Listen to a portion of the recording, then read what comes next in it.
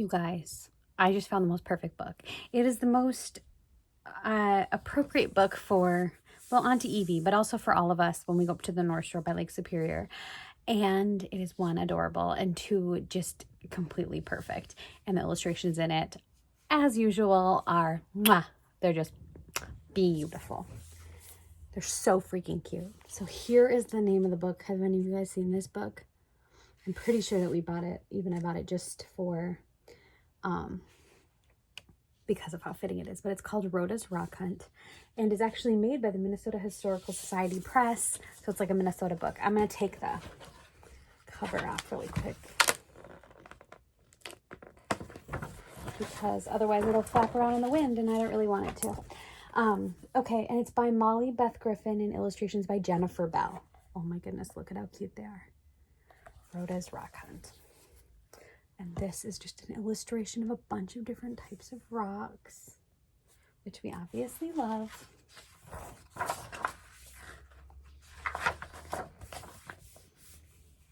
For Jasper and Josh and Liz, for Owen and Jonah. Rhoda's Rock Hunt.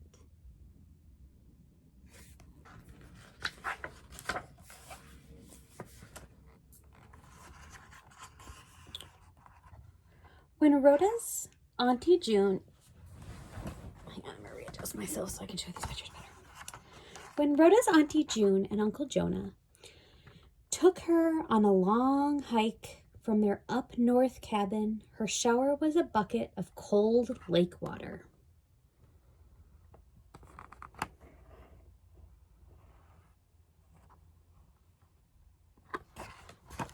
Her dinner was salami and cheese, and her bed was a skinny pad and a ratty sleeping bag, but she didn't mind.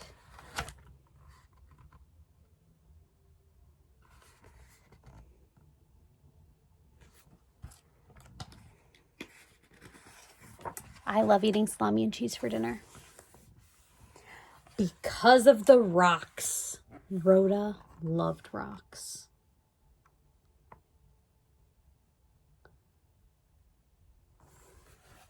Rhoda reminds me a little of Adeline. Doesn't she remind you guys of Adeline?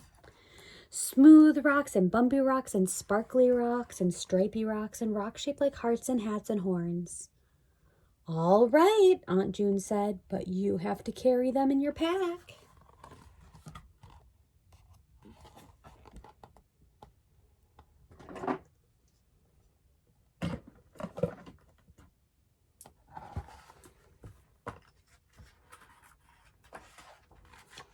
All right.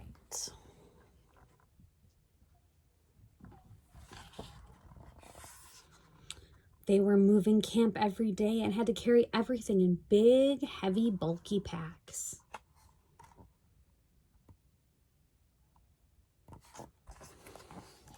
Rhoda's pack was smaller, but she was in charge of hauling it through the woods and over streams into the big lake all by herself.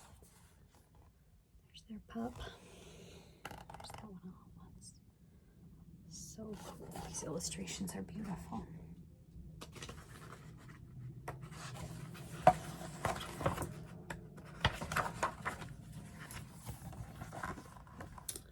One day they hiked through beautiful birch forest with rustling leaves and bird songs overhead. Rhoda found jagged rocks and bumpy rocks in that forest, and one with tiny sparkly bits that glinted in the dappled sunlight. Ooh.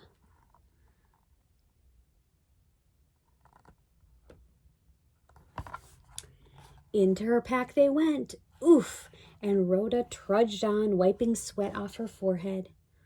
Looks like someone needs a bucket shower, Uncle Jonah joked. Rhoda didn't laugh.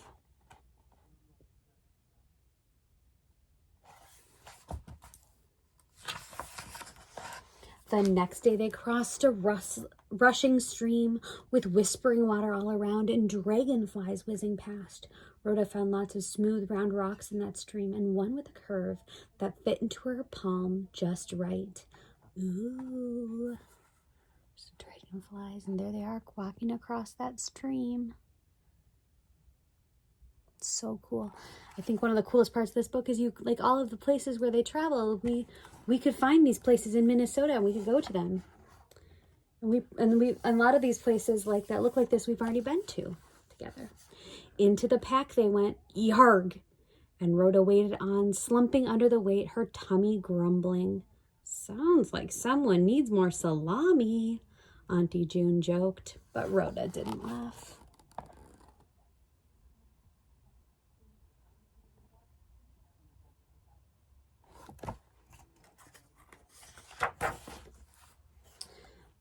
That night, Rhoda hardly slept at all. The pinecone poked her through the skinny little pad, and her ratty sleeping bag was damp and stinky.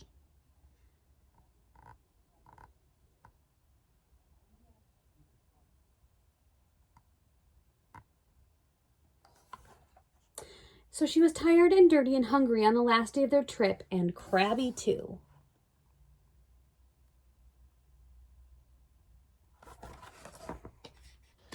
Look at her saggy socks. Sorry, I just thought that was really cute. All right.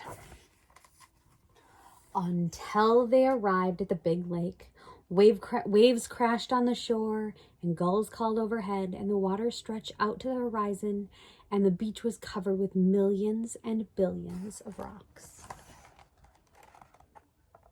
Look at that beautiful illustration.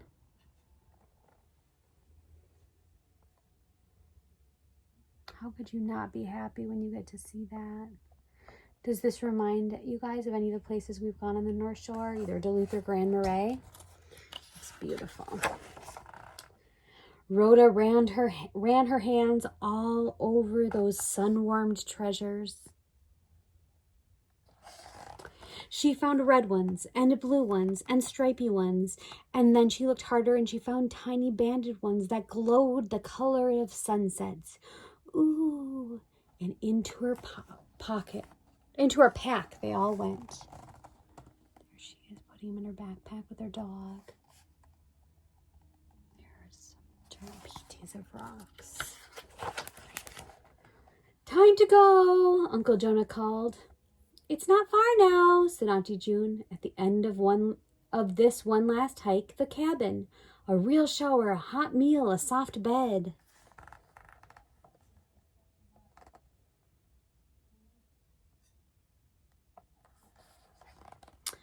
Rhoda jumped up and grabbed her pack and hoisted, but nothing happened.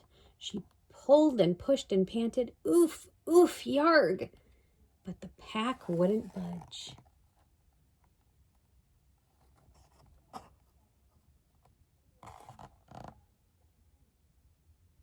She's so cute. Help, she cried, but her auntie's arms were full and her uncle was all loaded up.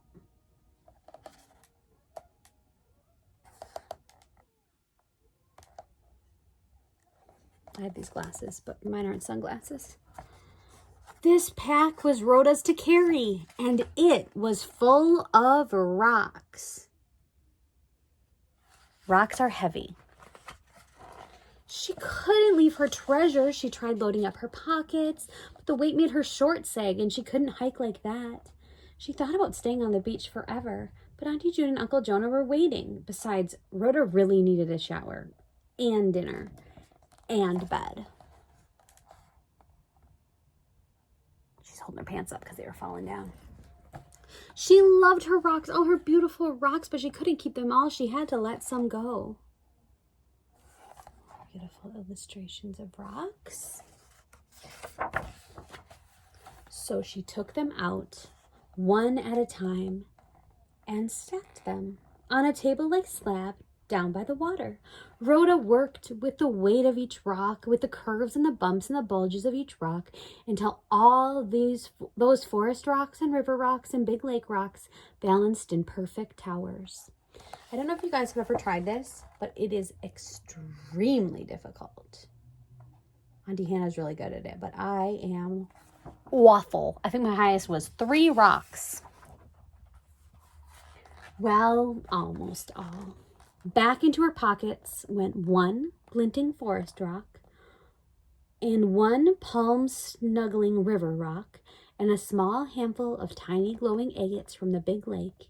And then she smiled at her rock cairns, the towers of souvenirs she was leaving behind. This is where she's different from us because we definitely collect more rocks than that to keep. But look at those beautiful things she made. Finally, she slung her pack on her back and followed Auntie June and Uncle Jonah all the way to their cozy cabin, where a hot shower, a delicious dinner, and a soft, soft bed were waiting just for Rhoda. See her, there's her Uncle Jonah, there's her aunt. Do you see the cabin? Oh, look at, there's also a little bird. Okay, I swear I'm going to turn this page at some point. And a sun-warmed windowsill was waiting just for her very best rocks. There we go. That's the end of the book. There's some more pictures of the rocks. I love this book. Going up to the North Shore, collecting rocks on the beaches, finding the perfect, beautiful rocks, or sometimes heart-shaped rocks. I once found a rock that was shaped like a baby shoe. Doing all of that is always so much fun. So I know it's something I love doing with you guys. And if any of you guys haven't gotten to do it with me, then hopefully we get to do it together soon. I love you very much.